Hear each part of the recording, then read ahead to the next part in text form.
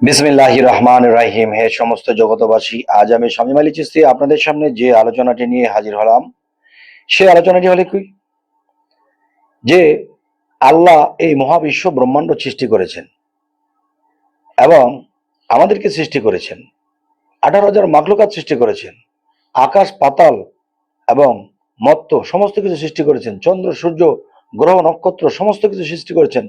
এটা কিন্তু আমরা শুনেছি।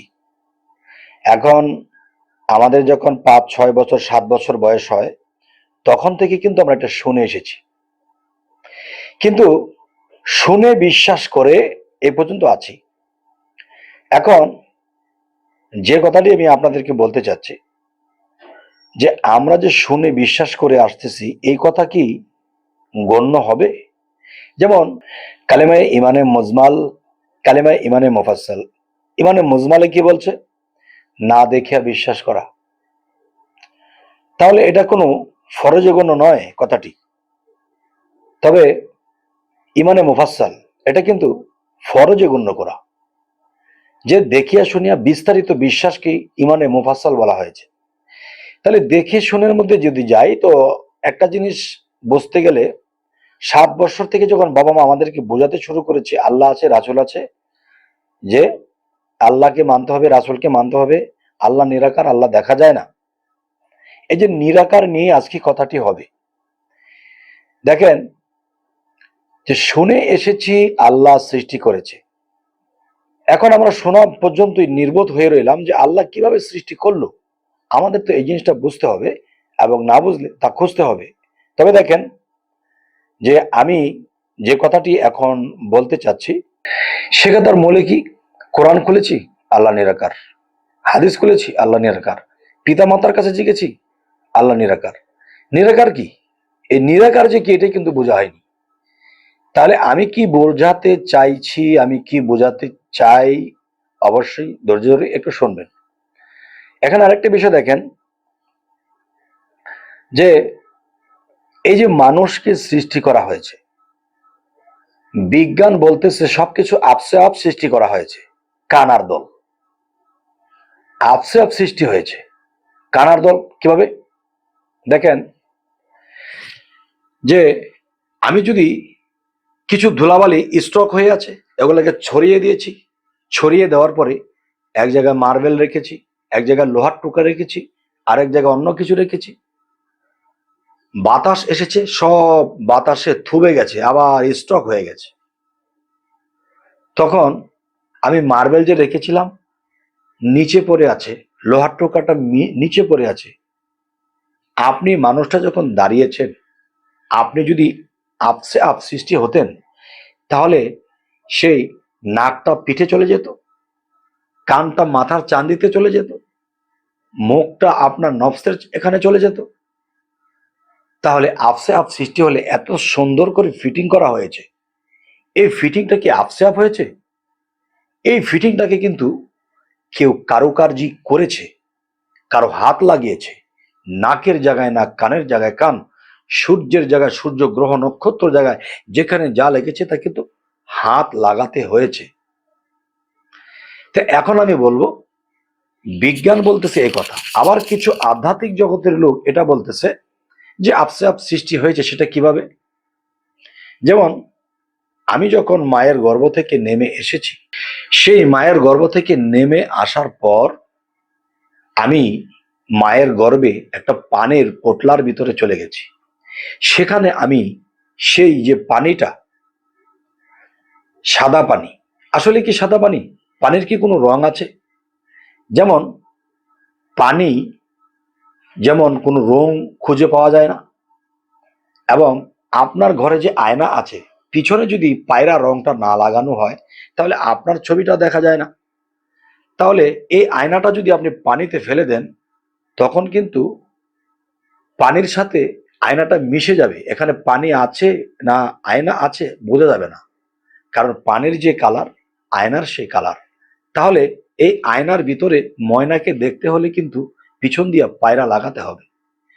তো এখন আমি বলবো, যে যারা বলতেছে আল্লাহ নিরাকার, এখন নিরাকার তো কোরআনেও বলেছে আল্লাহ নিরাকার, নিরাকারকে যারা বিশ্বাস করে তারাই মুমিন মুত্তাকিন, কথা কিন্তু সত্য, মিথ্যা নয়।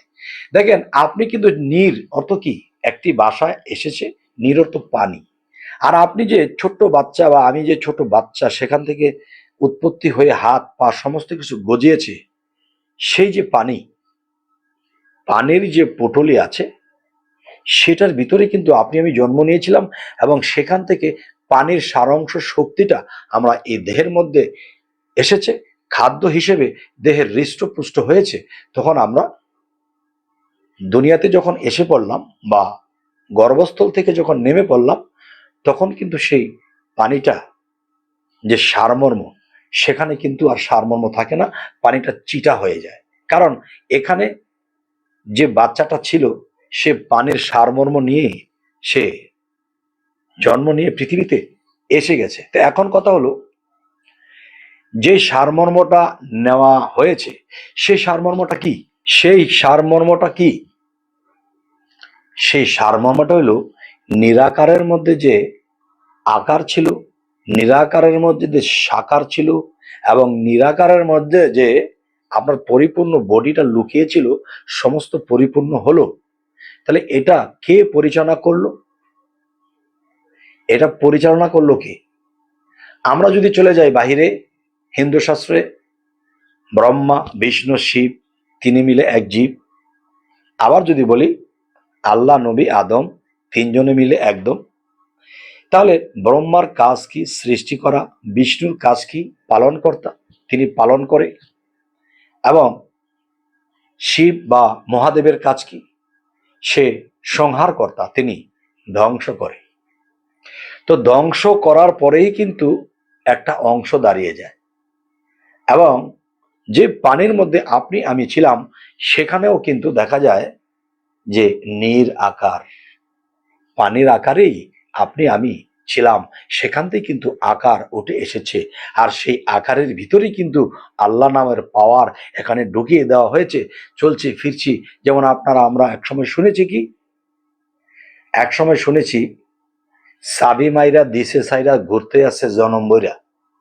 তাহলে আমি যে কথাটি আপনাদেরকে বোঝাতে চাচ্ছি, আল্লাহ নীর আকার।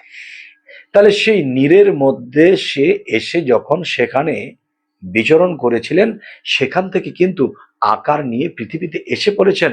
এই জন্য কিন্তু বলা হয়েছে খালাকাল ইনসানি আদম ওয়ালি সুরাতিহি।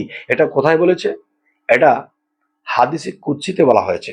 এবং হাদিসে কুদসির কথাগুলো আল্লাহর কথা বলেই গণনা করা হয়। তাই মোল্লা মুন্সিরা এই হাদিসে কুদসিকে দূরে রাখা হয়, তারা এটাকে পড়ে না। এটা পড়লে তাদের লাগে ভয়, এরা করতে চায় জয়।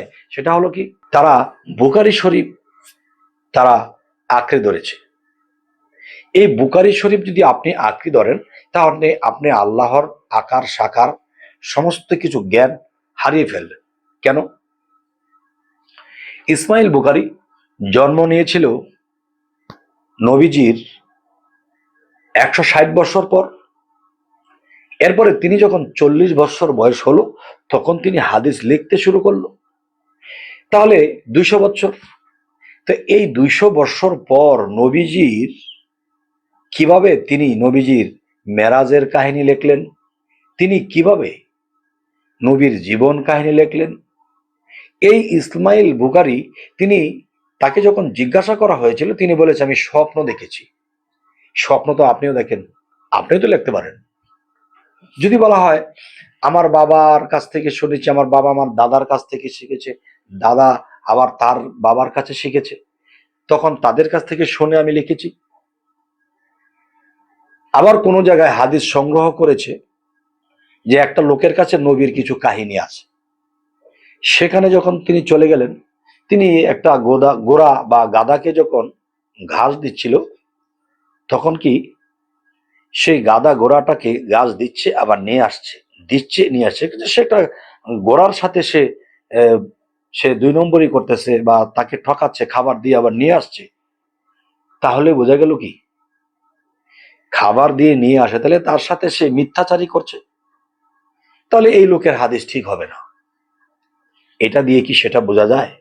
তো এরকম অনুমানে হনুমান মেরে, রাতের গভীরে যখন অনুমানে হনুমানকে মারা হয়েছে, সকালে ঘুম থেকে উঠে দেখে এটা মানুষ মারা গেছে, তখন কিন্তু সে জেলের ভাত খাবে। আমার কথাটি কি আপনারা বুঝতে পেরেছেন? তো এখন অনুমানের হাদিস পড়ে কখনো আল্লাহ পাওয়া যাবে না।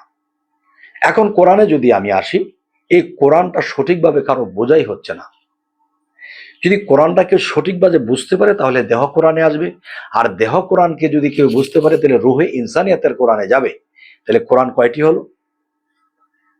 কাগজ কোরআন, দেহ কোরআন, রুহে ইনসানিয়াতের কোরআন। এই তিনটা কোরআনকে যে আয়ত্ত করেছে তার এই মানব জীবনটাই ধন্য। তার জীবনে আর থাকবে না শূন্য, তিনি হয়ে যাবে পূর্ণ। এই জন্য আমাদের জালালউদ্দিন খাঁ চাচাগুরু তিনি বলেছিলেন, শূন্যের উপরে শূন্য দিয়া জালালউদ্দিন আছে বইয়া, আপনাদের কাছে দিলাম কইয়া। যদি মনের মধ্যে এই কথাগুলো রাখতে পারেন বরিয়া এবং মানতে পারেন, সাধনা করতে পারেন, সেরকম কামেল মুর্শিদকে ধরতে পারেন, তাহলে জীবন ধন্য। তবে আজকের কথাটি আপনাদের সাথে কি দিয়ে কি শুরু করেছি, ছোটবেলা 7 বছর থেকে শুনে এসেছি যে কি শুনে এসেছি এটাই, আল্লাহ নিরাকার, নবী ছিল, রাসূল ছিল, সমস্ত কিছু আল্লাহ সৃষ্টি করেছে, তা দেখেছি বলে কোনো কথা নেই, শুনেছি। আর এই শোনা কথাতেই সেই 7 বছর থেকে শুনতে শুনতে 80-100 বছর যখন বেঁচেছি, ওই মৃত্যুর আগ পর্যন্ত আল্লাহকে, আল্লাহর আকার নেই, আল্লাহ সৃষ্টি করেছিল প্রমাণও পাইনি। তারপরে কিন্তু মৃত্যু হয়ে গেছে, তখন এই জিনিসগুলো তার জানার জন্যে আবার আসতে হবে। কেন?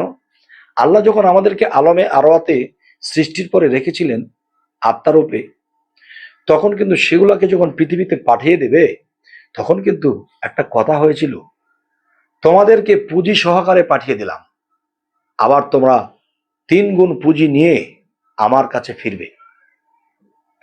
এই কথা যদি হয় সত্য, তাহলে আমাদের এখন কি করতে হবে? এই কথা যদি সত্য হয় তাহলে আমাদের এটাই করতে হবে যে আল্লাহ যে সৃষ্টি করেছে, স্রষ্টা যে সৃষ্টি করেছে, তার প্রমাণ আমাদের জানতে হবে। সেই প্রমাণ এই মানব কোরআনের মধ্যে একেবারে জীবন্তভাবে দেওয়া আছে, এবং এই মানব কোরআনের ভিতরে যে শয়তান যাকে বলি, মুকরুম যাকে বলি, তিনি যে আপনার এই বডিটি তৈরি হতে সে যে তার হাত কারুকারিজা বা তিনি হাত লাগিয়ে এটাকে করেছিলেন, তার প্রমাণ আপনার দেহের মধ্যে এই দেহ কোরআনে রয়েছে। যখন আমি এই দেহ কোরআনে আমি সেটা পাবো, তখনই কিন্তু আমি মানবো। তবে এটা 3rd ক্লাসের প্রমাণ দিচ্ছি আপনাদেরকে, 1st ক্লাসের প্রমাণ এখনো যায়নি। এখন দেখেন একটা মোবাইল, এই মোবাইলের মধ্যে নোকিয়া লেখা আছে, তাহলে বুঝতে পারি যে এই মোবাইলটা নোকিয়া কোম্পানি তৈরি করেছে, বাজারে ছেড়েছে। তাহলে আল্লাহ বা স্রষ্টা আমাকে আপনাকে যে সৃষ্টি করেছে, সেই মুকরম দিয়ে করুক বা নিজেই বা করুক, তাহলে এই দেহ কোরআনের মধ্যে সেই প্রমাণ বা আল্লাহর সাইনটা আছে, সেই সিলটা আছে। সেটা যদি আমরা দেখতে পারি, জানতে পারি, তাহলে কিন্তু আমরা একদিন শয়তানকে সহকারে আটকিয়ে দেব। কিরকম? যাকে আমরা শয়তান বলি, যাকে আমরা মুকরম বলি, সে কিন্তু জ্ঞানী, খুবই জ্ঞানী, সে কিন্তু দেহের খবর সব জানে। তাই আমি বলতে চাইব, একদল রিচার্জ করে বলছে, আরেক দল বলতেছে যে না, এটা যিনি সৃষ্টি করেছে তার সাক্ষাৎ ঘটাও। তাহলে মুকরমের সাক্ষাৎ আপনি কিভাবে ঘটাবেন? তাহলে আপনার ভিতরে কোথায় মুকরম বসে আছে, কোথায় বসে কি করতেছে, দেখার বিষয়। তাই বলবো, হে সমস্ত জগতবাসী, যে দেখাশোনার মধ্যে যখন আমরা চলে যাব, তখন কি হবে? ইমানে মুফাসসাল, ইমানে মুজমাল, মুজমাল বলতেছে না দেখিয়ে বিশ্বাস করা, মুফাসসাল দেখিয়া শুনিয়া বিস্তারিত বিশ্বাস। তাহলে সেই দেখাশোনার মধ্যে যদি আপনারা আসেন, তাহলে সেই কামেল মুর্শিদের কাছে যদি যাইতে পারেন, তাহলে আপনার এই দেহের মধ্যে এই পরিচয় পত্রগুলো দিয়ে দেবে। তখন আপনারা আর থাকবেন না শূন্য, শূন্যের উপরে গিয়ে আপনারা দিয়ে যাবেন এই দুনিয়াতে থাকতেই পূর্ণ। এই কথাগুলো বলেছি আমি এই জন্য, যারা এই বিষয়ে শূন্য, তারা যেন হতে পারে পূর্ণ এই জিনিসগুলো পেয়ে। এই সমস্ত জগতবাসী, যদি আজকের কথা আপনাদের কাছে ভালো লেগে থাকে এবং সামনে কি ধরনের আলোচনা চাইছেন তাও জানাবেন, এবং যারা নতুন আছেন অবশ্যই সাবস্ক্রাইব করে রাখবেন। সকলে ভালো থাকবেন। আল্লাহ হাফিজ।